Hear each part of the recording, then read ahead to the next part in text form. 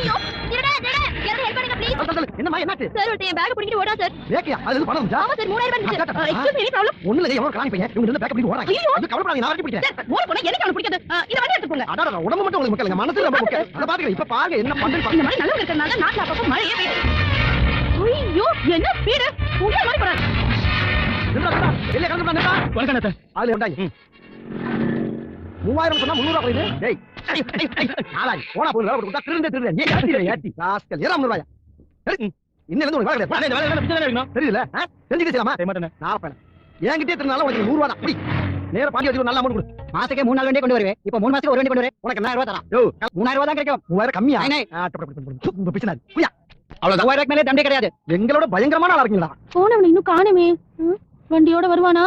அதானே என்ன மொத்தம் இல்ல பண்ணி வாங்கி கொடுத்தா. நானே கொடுத்தேன் பண்ணி நான் வந்து